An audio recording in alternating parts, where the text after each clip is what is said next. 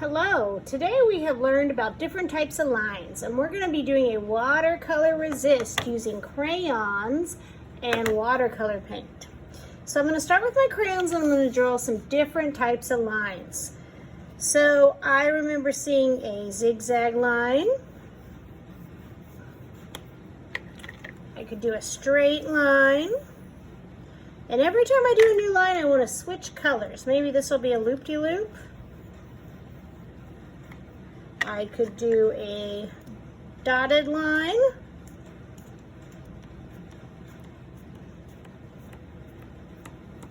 I could even do some lines going different directions. So maybe I have a diagonal line going this way. Maybe there's a curvy line. So using your crayons, you're going to fill up your paper with lines.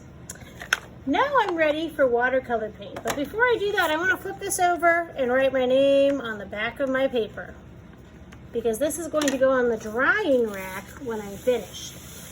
So you're going to get a messy mat to put under your paper. This protects the table from getting too messy.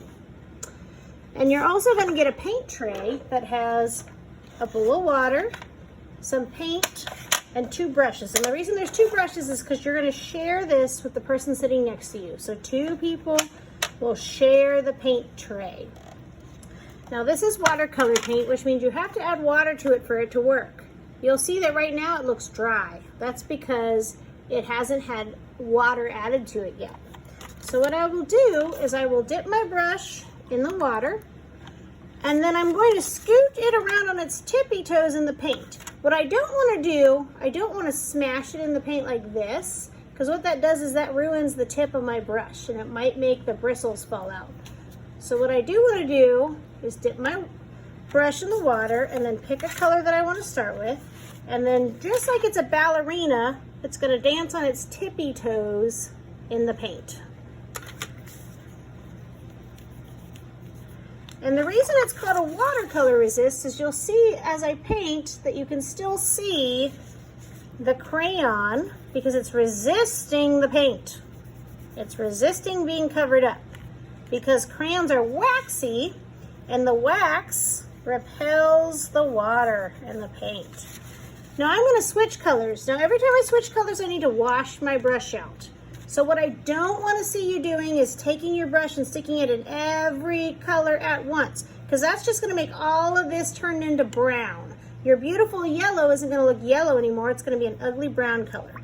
So every time you use a color, you need to switch, and it's on its tippy toes again in the paint, just like a ballerina. And now I'm going to paint over here.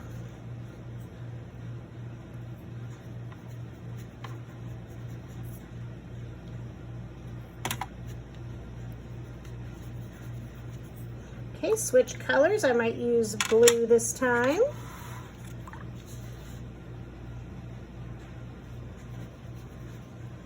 And you want to paint from edge to edge. So you want to paint the entire paper with paint.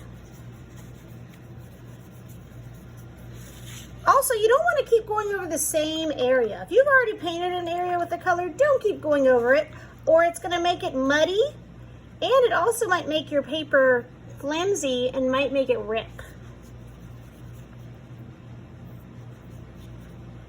So spread your color out so you don't put too much water in one area.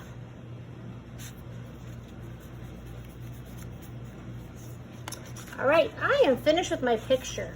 So what I'm going to do now is I'm going to take it with 2 hands and I'm going to go carry it and put it on the drying rack to dry for next time.